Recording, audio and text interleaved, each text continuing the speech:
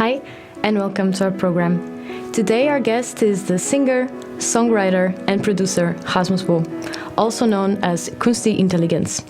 Let's get to know his music and what he's been working on lately. Welcome, Rasmus. Thank you so much for coming. Thank you very much for having me. So let's get to know you a little bit more. Where are you from? I was originally born in Sweden. My mom is Swedish and my dad is Danish, and I grew up there the first part of my life with my 4 siblings and my parents. And then we moved to Denmark when I was a kid.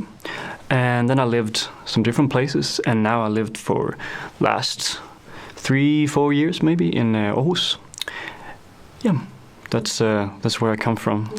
And what about your artist name? Can you tell us a little bit about it? Yeah, it was actually when I started writing the songs for this project, because I've done other projects before, like I've been a solo artist, I've been in a band, I played backing for the other musicians, wrote for the other musicians, and then when I wrote these songs I felt that it should be like a band name, where even if it was only me writing the songs and recording them, it should, like, if people read it, it should sound like a band. And I couldn't come up with a name, and at the time I lived in Canada with my ex-girlfriend, and she was like very interested in artificial intelligence, and I asked her, like, do you have a good band name for me? And she was like, Kunstig Intelligens. I was like, that's a cool one. And I feel also like it was kind of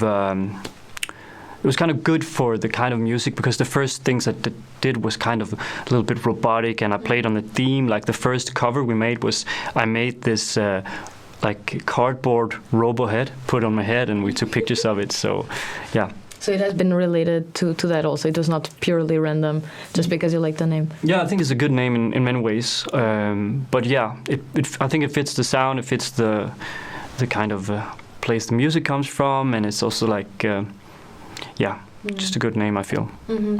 So this is your most recent project, right? Yeah. But let's go back a little bit and figure out how we came to this, right? So your background in music. So when and how did you become interested in music? I feel that I've always been passionate about music for as long as I remember. I grew up in a home full of literature, full of art and full of music. And as I said before, I have 4 older siblings, and all my siblings played music. So I have an older brother, he's 10 years older than me, and he started playing the trumpet, and then he switched to the guitar, and he was playing in a band as well. And then I had 3 sisters, and they were all singing and playing the piano. And maybe it was because I looked up to my brother because he was older than me and played in a band and stuff, because as far as I can remember, like when I was a really small kid, all I wanted to do was I wanted to play the guitar, be a songwriter or writer, and like I have pictures of my boy room when I was 4 or 5 years old, and over my bed is like a huge picture of an electric guitar. When you're 4 years old? Yeah, when I was 4 or 5 years old, and I remember like we had somebody working on the house. They had to do something, and they were like, "What are you gonna be when you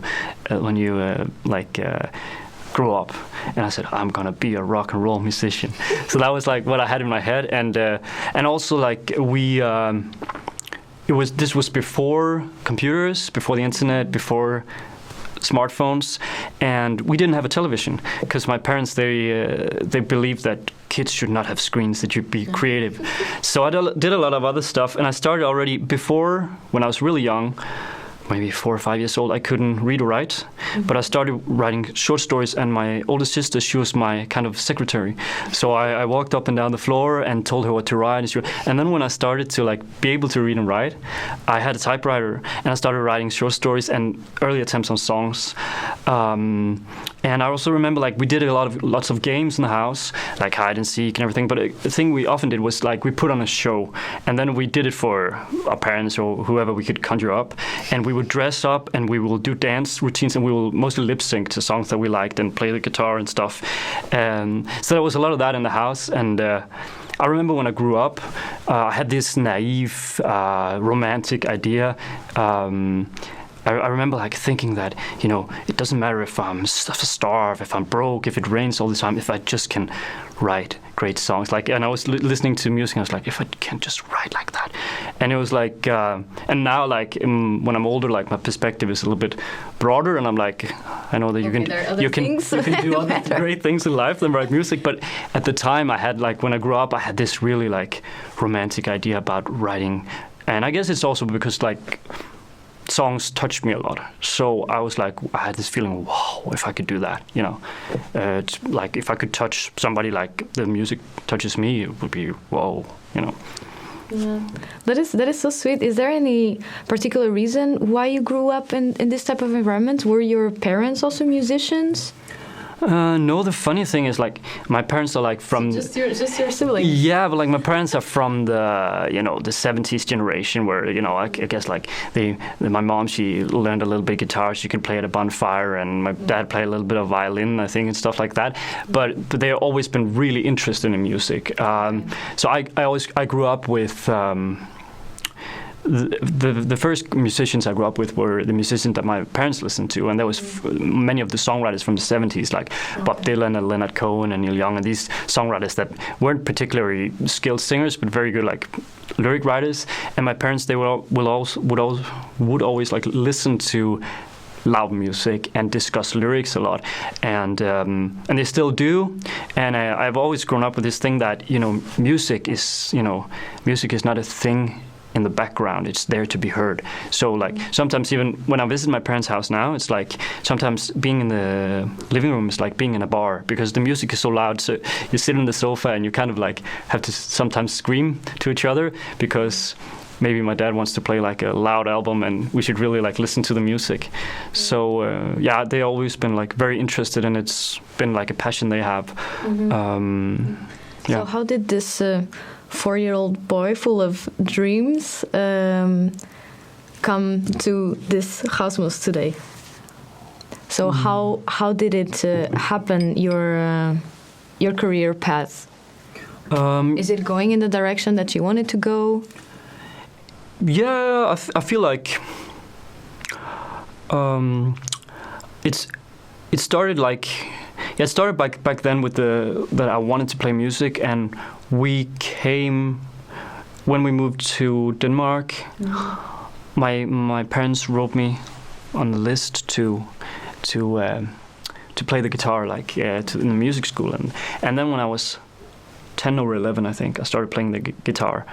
And the thing was that I wanted to play the electric guitar, but my parents didn't allow me, because they were like, I should start with playing classical, because I should learn to read notes and learn the right technique and stuff. And I cried and begged them, and my brother talked to them, and they were like, if you play classical for some years and show that you're serious, you can play the electric.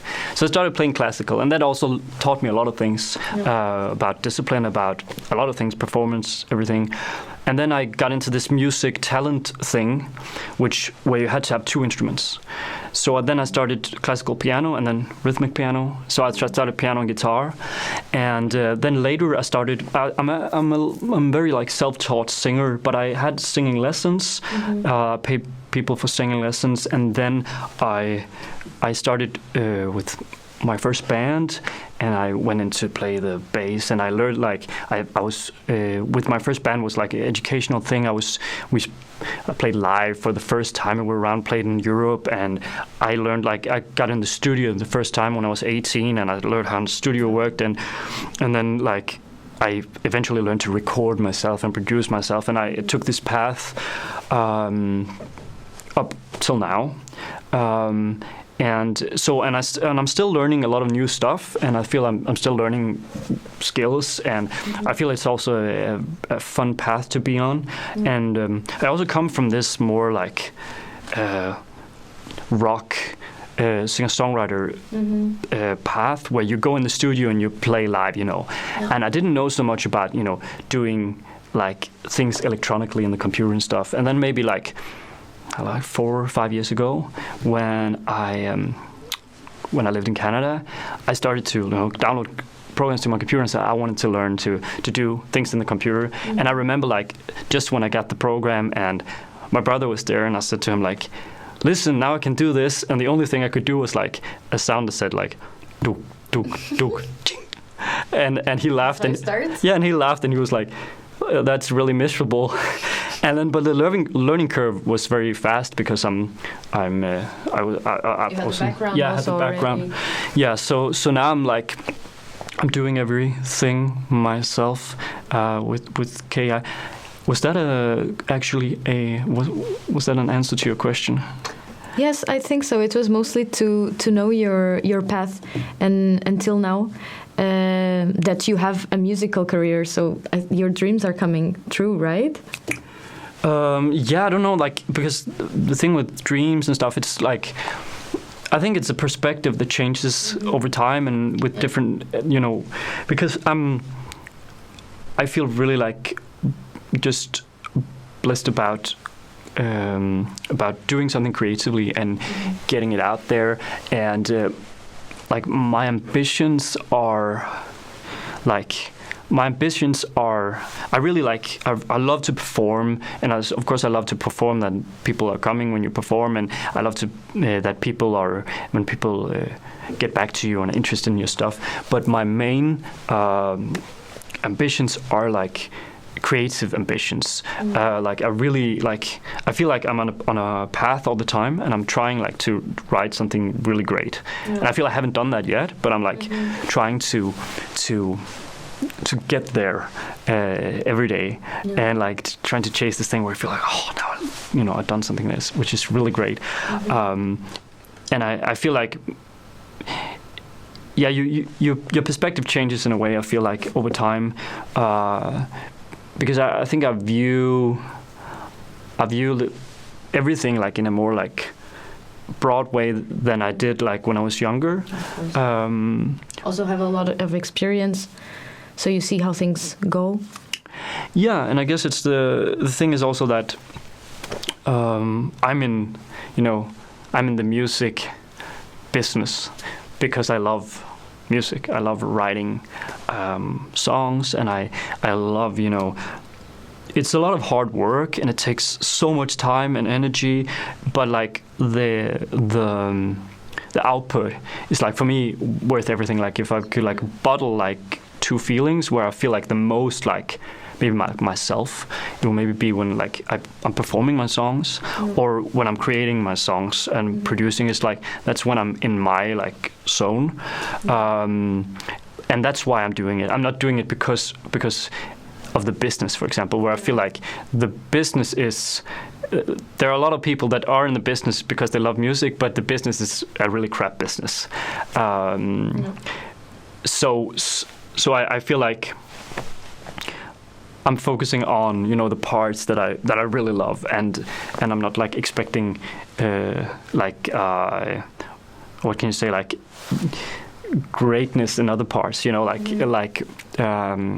if that makes sense. Yeah, you're doing it for you. I'm doing it for me, yeah, and I think that should be that way. It should be the most important, because I feel also that you can always feel when you're not doing it for you. Like I had also a period where I took a break from music, I think 3 years, because it was like, to use the maybe a bad metaphor, but it's like the pond was like dry. I had done so much of the same, and I was like, I can't like see myself in it. And you can do like you can have people who write maybe the most commercial pop music, but for me, I feel I can hear the difference when I feel like this actually a skilled, intelligent person behind that's doing something they love because they really love pop bangers. Or you can hear that somebody thought, okay, now let's make a hit, where you can hear what people have said, okay, now let's analyze which beats does people like, and which bass lines do they like, and what melodies and which words, and then we'll put something together. And I think there's a difference between like this kind of thing, and which is more of like false for me, and the other thing. So I feel like it should be very important to have that, like, and also to feel that freshness. And I feel for me like it's also about like also like then changing approaches to keep the freshness. and that's maybe not always like a good thing. It hasn't been like earlier for me, like in a commercial way, to change approaches, because often like people want the same a lot of times. You know, I remember like with my first band, we had like that was like with my first band, that was like a commercial suicide we did in a way, because we had the ambition that we wanted to make like different EPs, and each one should have not a different genre but kind of different style. So 4 songs in this style, blah blah, and we have thought out the styles. And then we had one where we said, okay, now we'll make more like radio rock pop commercial. And then we had like this single, and then this guy from really big record company, he heard the song on the radio, and then he went like crazy, and he ran after our guitar player and was like, I want you on my label, blah blah blah blah. Like, let's hear what other songs do you have? And then our guitar player was like, yeah, we have done this in this genre as well. And then he was like, because they wanted like 10 songs in the same genre, and that sounded kind of the same, and then this should be the single. Yeah. And then about your music, now that we are talking about it, how would you describe the music that you create? I would describe it as anthemic pop songs, like that has choruses that you can sing along to, but still I feel that you know, I'm usually saying, I'm also writing in my press release, that I try to make songs that you can dance and you can cry to at the same time. But that's some of the qualities that I try, or that I value in music. So songs that make you feel like a kind of euphoria, but also that has kind of, and has kind of melancholy. I think I write best in a melancholy sense. But when you say genres, of course, like I can say, okay, this is pop music, blah blah blah. But I'm not so good at genres, and I'm not so much like analyzing music in genres. So you don't want to be like put in that genre box, kind of. It's more. No, people can do that. It's fine for me. I don't care. But it's like more for me, like, because I think like a lot of music is really similar if you break it down. And I'm more like, when I'm listening to music, I'm like, oh, they're doing this on the drums, oh, they're doing this sound, they're doing this. I don't think, okay, this is dubstep, or like this is this, you know. I'm like, I'm enjoying it in that kind of way. And as long as people can do whatever they want, but I feel sometimes it can maybe also be like people are putting something in boxes and saying, okay, this is pop, so I don't like this, or this is like, I don't know, emo or rocks, I don't like that, or whatever, you know. So because I feel like music is actually, for me at least, not so you know, black and white kind of. White, yeah, that's a good phrase. Yeah. Okay. And what have you been working on currently? Like I've been working on new music recently. I have like 2 singles that I'm gonna finish soon, and gonna come out soon. And then we recorded some live sessions with our band that we're gonna hear some later. And then we're working on some concerts in the spring, hopefully like a spring tour or something with the band. So that is quite nice. Are you excited? Yeah, I am. I'm looking forward to it. I really like to play live, and also because the energy it gives me, and I just love the energy, and to jump around and go crazy. Yeah.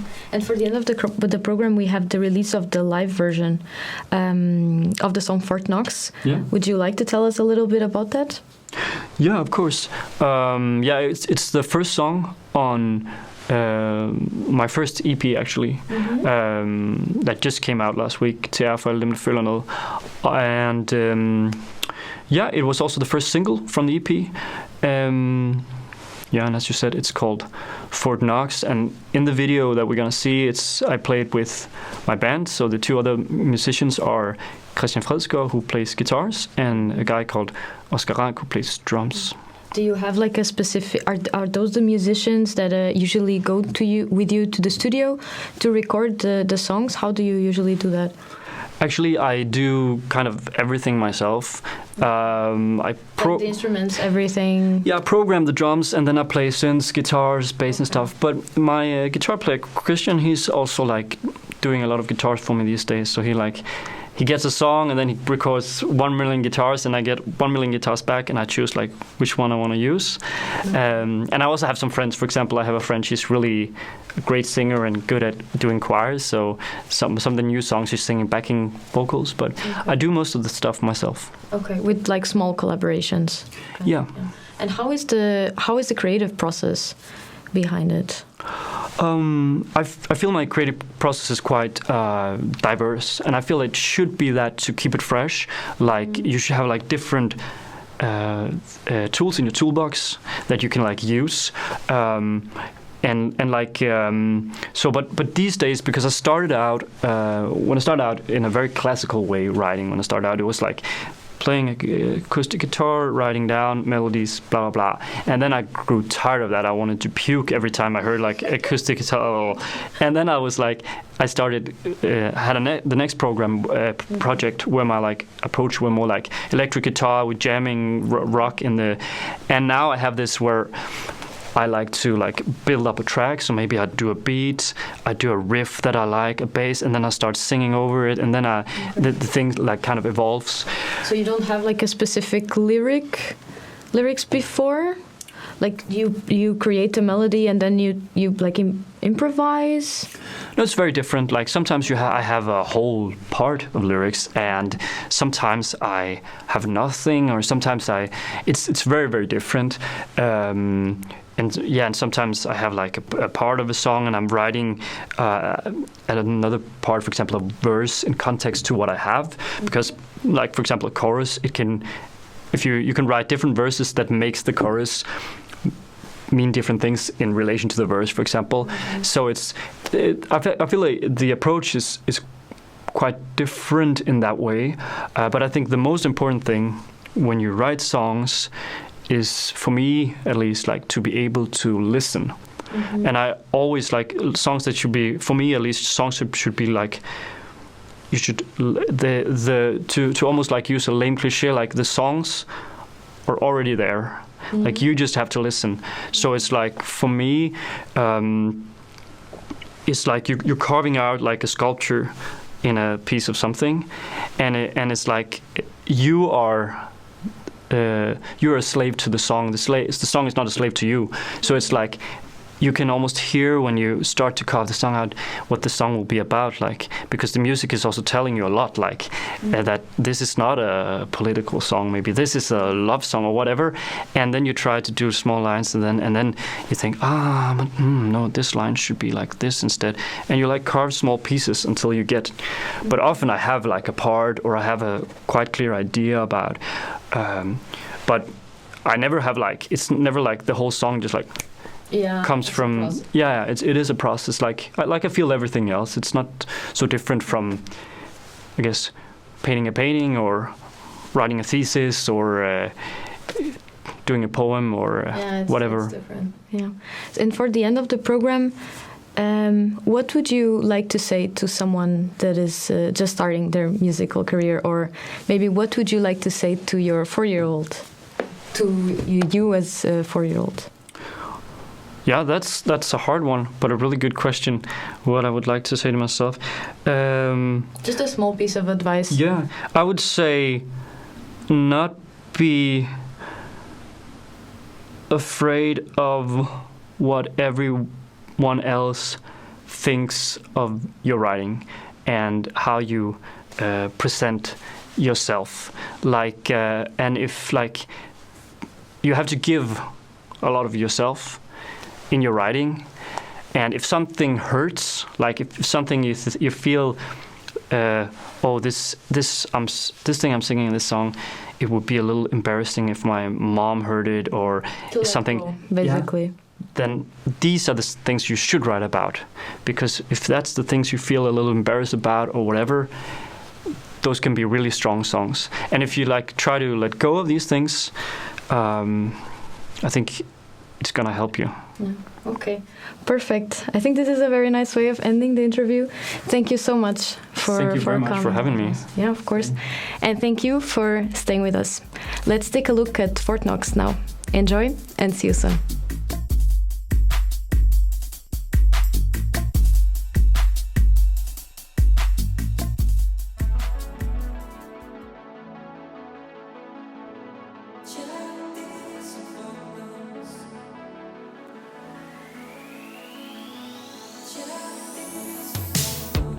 Hjertet sover,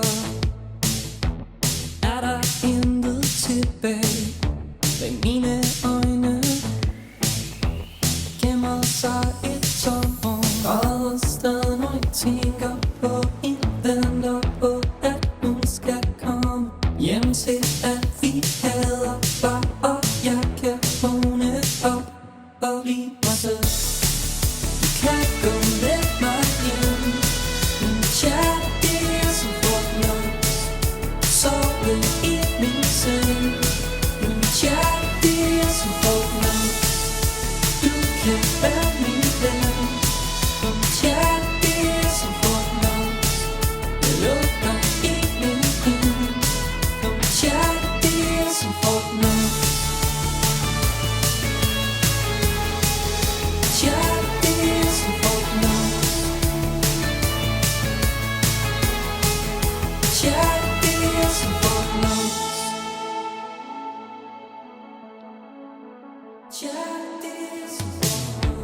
ved du bærer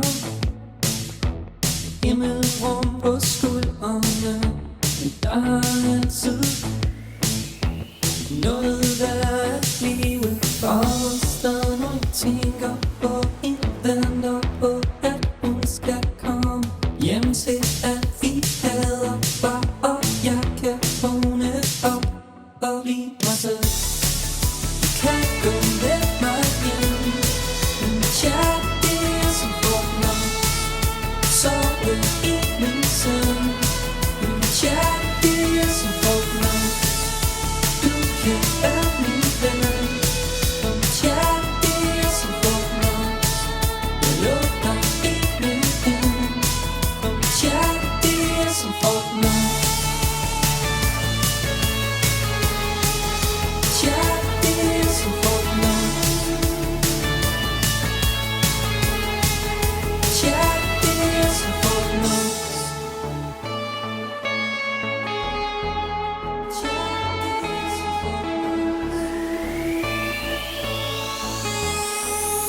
kærlighed som Fort Knox.